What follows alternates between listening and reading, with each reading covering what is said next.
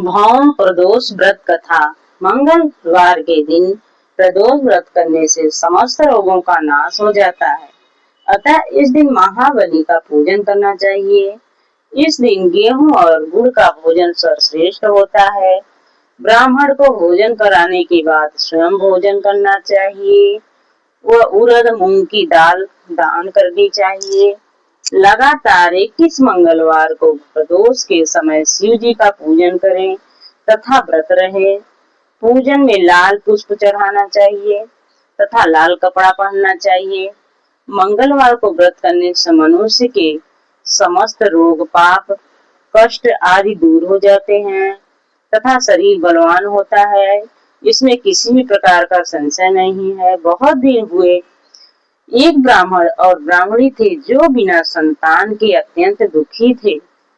पुत्र प्राप्ति की इच्छा से उस ब्राह्मण ने जंगल में जाकर अत्यंत भक्ति पूर्वक शिव जी की तपस्या की और ब्राह्मणी घर पर ही ईश्वर की आराधना करने लगी।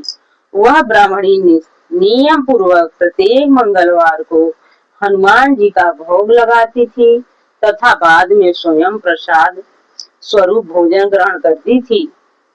एक बार एक पर्व ऐसा आया जिसमें बिना कुछ भोजन किए हुए निर्जल व्रत करना था। अतः ब्राह्मणी उस मंगलवार को हनुमान जी को नैवेद्य न अर्पित कर सकी। अतः उसने स्वयं किया कि अगले मंगलवार को मैं हनुमान जी को भोग लगा दूंगी, तभी भोजन करूंगी। ब्राह्मणी की इस प्रकार की भक्ति और श्रद्धा देखकर हनुमान जी ने रात में उस ब्राह्मणी को स्वयं स्वप्न दिया कि मैं तुम्हारे ऊपर अत्यंत प्रसन्न हूँ तथा तुमने यदि मंगलवार के दिन निर्जल व्रत करके मेरा भोग नहीं लगाया तो इसमें चिंता की कोई बात नहीं है। कल प्रातः काल नहा धोकर तुम मेरा पूजन करना और मेरा नैवेद्य लगाकर स्वयं भोजन करना।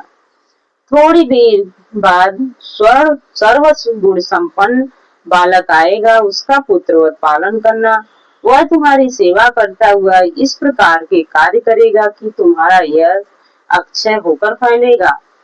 अगले दिन ब्राह्मणी ने स्वप्न के अनुसार कार्य किया जिससे उसको सुंदर पुत्र प्राप्त हुआ।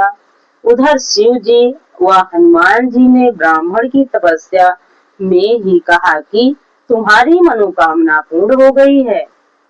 ब्राह्मण ने घर आकर उस पुत्र को देखकर अत्यंत विस्मय किया और अपनी पत्नी से पूछा कि यह पुत्र किसका है। ब्राह्मणी ने उत्तर दिया कि यह आपका ही पुत्र है। अपनी पत्नी से इस प्रकार के वचनों को सुनकर ब्राह्मण बहुत क्रोधित हुआ तथा अपनी पत्नी को उल्टा चरित्रहीन आदि शब्दों से संबोधित किया एवं उस पुत्र को मारने से अनेक प्रयत्न किए, किंतु भगवान की कृपा से उस बालक का बाल बाका न हुआ।